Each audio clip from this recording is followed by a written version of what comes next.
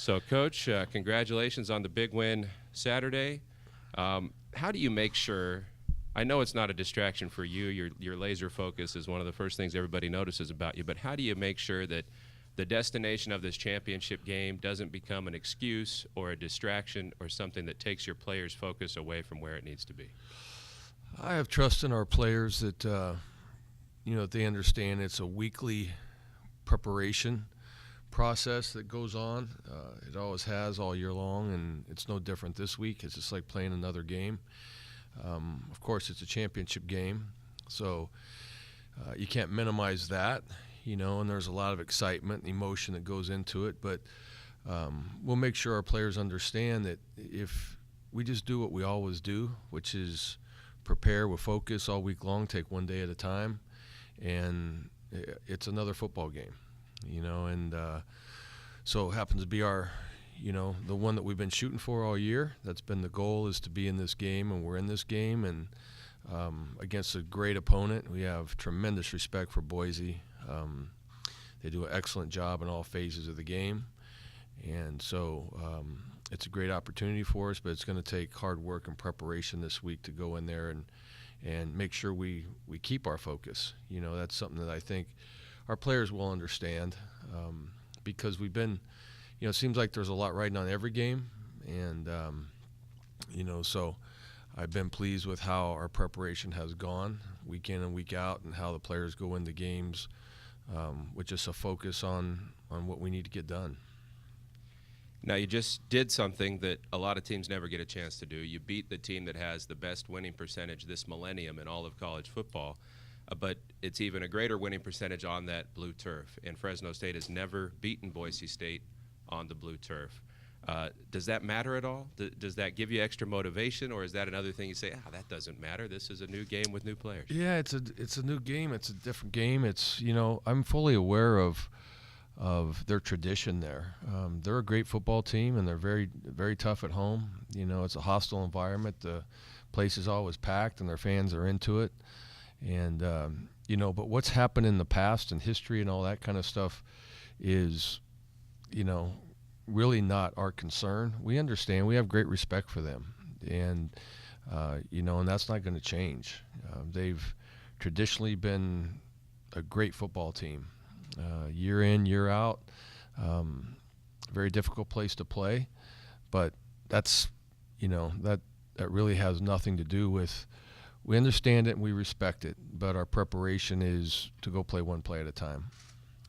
Last thing for me right now, you said at the start of the season, when people ask you what your goals are, and I think they were expecting the bar to be set pretty low because of last year's record when you weren't here.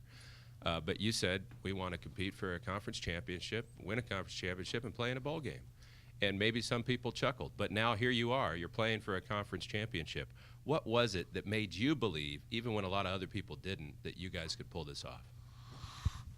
Well, didn't really think about what anyone else thought. It was about the guys in this room that work hard every day to do all the little things. And the little, like I told them in the very beginning, take care of the little things and the big things that take care of themselves. And there's a lot that goes into the little things.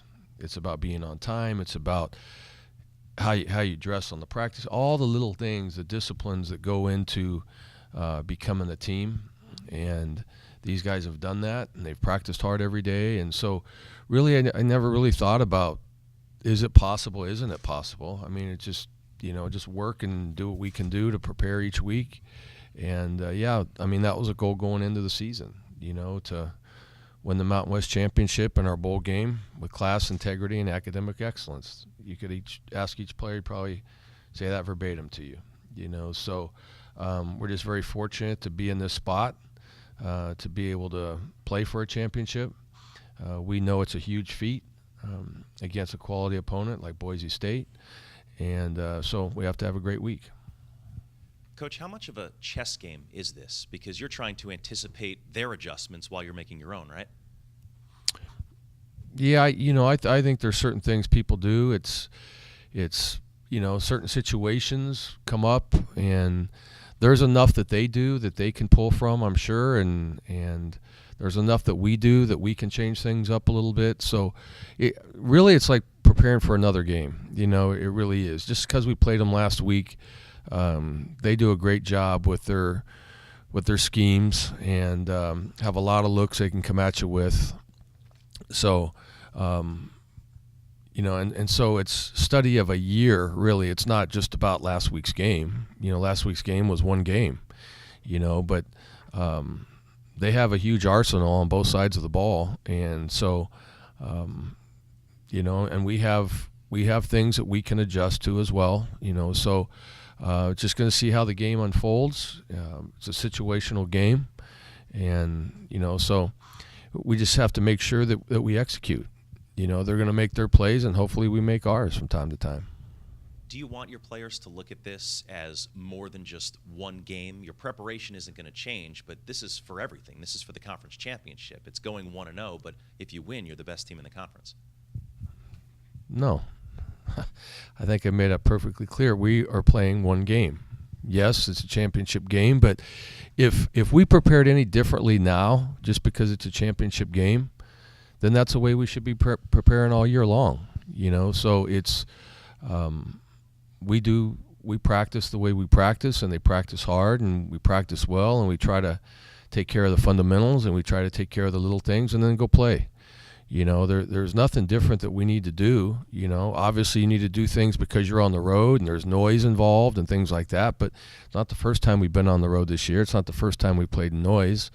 You know, so you have to, you know, have laser focus when the noise is a part of it. And but we've been to Alabama, we've been to Washington, we've dealt with noise, so we have respect for their fans and their home field advantage and all that stuff. But our preparation will be the same. Coach, how do you balance what you do well and what worked for the Bulldogs in Saturday's game against throwing in a new wrinkle or something that Boise doesn't expect? Well, that's what you do every week. That's how you game plan, really. I mean, we don't run the same things every single week. There's adjustments that we make each week depending on who we're playing and what we're doing and what we expect to see, and you know, so that's what I mean. It's really no different than preparing for your next opponent. You know, it's our next opponent. I'm sure they have an understanding of what we try to get done, but we have a whole year of film, you know, that's out there. And we don't run the same plays over and over again, and we don't run the same defenses over and over again. You know, it's each week's a new game plan. So it's about execution for whatever they may bring. And like I said, they're going to make their plays. They're a great football team. And hopefully we make ours. And that's what it comes down to. Did some of the schemes and coverages that Boise State showed on Saturday, are you guys going to be using those to formulate set this game plan? Like, okay, maybe here's something that we could have tried on Saturday that worked against a look they gave us. Are you confident? Can you be confident you're going to get the same look, I guess, on Saturday? No, that's what I mean. You can't. In any game, you have to be prepared for whatever. There's multiple coverages, there's multiple blitzes, fronts, you know, all the time. And so that's how you game plan typically, is to hopefully have an answer for whatever it is they do. They're the same way, you know. I mean, that's why the quarterback position is so important, because things change, pictures change, and you have to know where to go with the ball. And you hopefully have answers for whatever they do. Sometimes you do, sometimes they get the better of you, you know. So sometimes they win plays and sometimes you win plays. And it comes down to who wins more plays.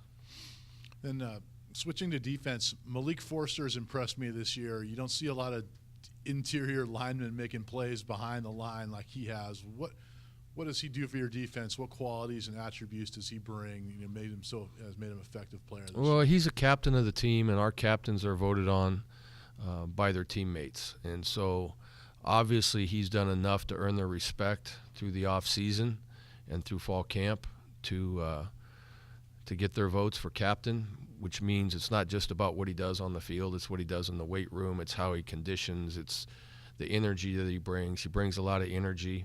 He's a good football player, and he brings a lot of emotion to the game, and so I think people feed off of that. But he plays very hard, and so But he's not just one guy. It goes with all the rest of them. They all have to work in unison to execute a defensive plan, and he's a guy that we can count on to do his part. I mean, you mentioned him being a captain. What does it say about him that he can be here for 2 years and be voted a captain after 1 year here in the program? Well, that's what I mean. Obviously, he's done enough away from here, whether it's in the locker room, his relationship with the players. He's earned their respect. What he does in conditioning, he gives it his all in conditioning, in the weight room, wherever it may be. If you're voted a captain, it's because you've earned respect all the way around, and you're not just a bunch of talk. He's a guy who there's very few vocal leaders that go on these days. I think that's kind of a thing that's faded out as vocal leaders, just because of the stigma that word carries, leader. Of you have to be the bad guy, you have to make this team speeches, you have to do all that stuff, and hold people accountable and so on and so forth. But he is a guy that is a vocal leader. You don't find too many of those these days. Everybody wants to lead by example. That's the 99% of people would say, if you ask them their leadership style, they'll say lead by example. Malik just happens to be one that is a vocal leader, and he brings some energy to the team. Now that we're on the defensive line, what's Nate Matson's status for Saturday? Nate won't play. We don't know the extent of his injury, but I'm sure it will be severe enough that he's not going to be ready in a week. Okay. Then lastly, I guess I got to ask, with the success Fresno State has had this year and with your past track record as a coach, your name is starting to get bandied about for various job openings. It's kind of the nature of college football. So I guess the question I can ask you is, what assurance can you give Fresno State fans that you're going to be the Bulldog coach next season and for the foreseeable future? Well, it happens in college football, from time to time, but I really have no interest in that. We're very happy here. We just got here. So I'm committed to Fresno State, and really look forward to the opportunity to come back here when we had that opportunity. And so the only thing that's on my mind right now is preparing for this week, putting a game plan together and getting our kids ready to go, get them healthy, get them fresh, and go out and give our best effort on Saturday. That's all that's on my mind. Coach, I've only seen Boise State's field on TV, and the players kind of blend into the field like chameleons out there. How big of an advantage is that field for the Broncos? I don't know. I've never played there, so I can't tell you. Obviously if you look at the track record there, their success rate there is very, very high, and it has a lot to do with it. I don't know if it's the color of the field. I can't really tell you that. I don't know. But I think they're a great football team, and I think they have great fans, and there's a lot of energy in that stadium from what I've seen on TV, and they make it very difficult on the opponent when you go play there. So, it's obvious they're very comfortable at home, and they do a great job there. It seems like this team really does step up to the challenge. How much sweeter of a win would this be to beat Boise State on their turf? Well, again, it's, no matter where we were to play or who we were to play, the goal starting out is to have a chance to win the conference championship. And the only thing we have right now is an opportunity to go compete for that. And like I said, we have tremendous respect for Boise State, and they're very well coached. They have great players. They're a class group. And so it's about the game. It's not about all the other things about where or what or all that. It's really just about the opportunity to go compete for a championship, and we're going to do our best to do that. And then Marcus McMarion, Mountain West Player of the Week. Just how impressed are you with his play so far this season? Well, I think he's getting better each week, and felt like that was kind of happening throughout the year, is just his comfort level with how we game plan and what we do from week to week. And, each week he has a little bit more control of the offense and is more comfortable. And, when you haven't said this before, when you haven't been here in the spring and you haven't been here in summer and you weren't here for fall camp, you're really starting from scratch.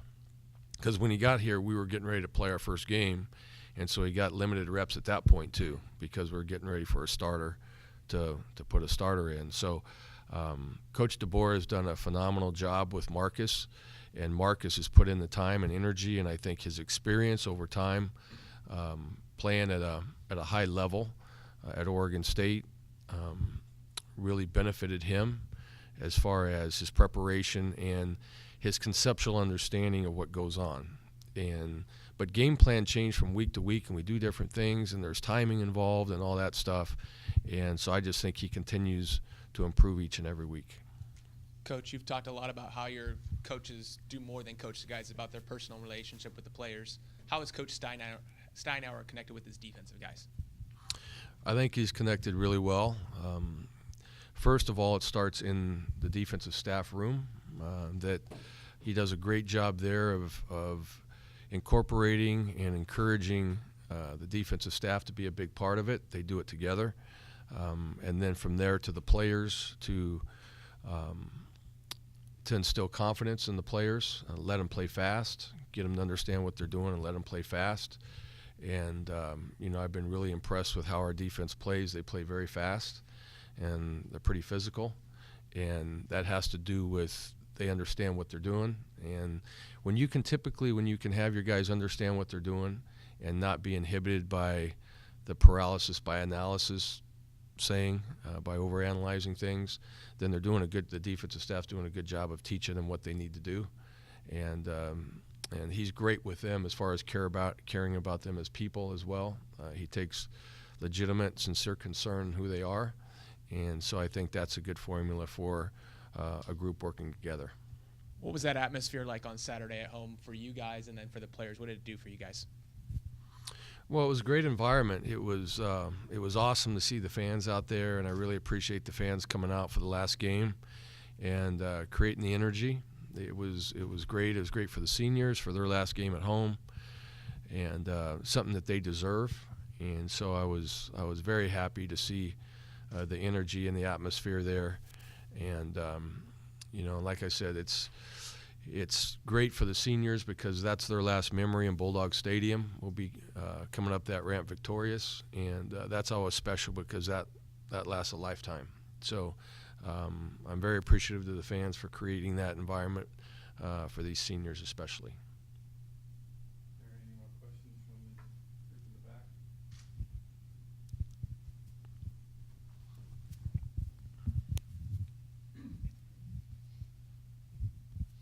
I wanted to ask about Keyshawn Johnson a little bit. I mean, what have you seen from him this year? How has he gotten better? Obviously, he made the play of the game on Saturday. What did that play, his determination to get in the end zone, what does that tell us about him? Well, Keyshawn's worked hard. He's a good player. He's consistent for us, and he's part of a group that practices very hard. Coach Kirby Moore has done a really nice job with him. But Keyshawn goes to practice every day with a focus to get better and to do what we ask him to do in the game plan. And he's a playmaker, and we count on him, and along with the others. But Keyshawn is really the leader of that group, and because he's probably the most vocal out of that group. It's a pretty quiet group. But it's not about what he says. It's about how he works every day. And again, not just on the football field, but in conditioning, in the weight room, his focus in meetings, things like that, has provided some leadership in that group, and so we count on him to do a lot for us. That play going deep to Keyshawn, that was the intention of that play. It wasn't like a check down at the line or something that happened at the line of scrimmage. I mean, it was the intent to go deep to Keyshawn on that one. It depends on what the coverage is. That's one of those things. It's not a one-man route, if that's what you're asking. No, it wasn't a one-man route. There's other people, and depends on what the coverage is. It's the quarterback's job to read the coverage properly and make a throw, and it's everybody else's job to protect, which he had great protection on that play. So, yeah, Keyshawn caught the ball and scored the touchdown, but there's other guys. There's 10 other guys in there that are doing their job to allow that to happen. Did he beat double coverage on that route? No, not necessarily.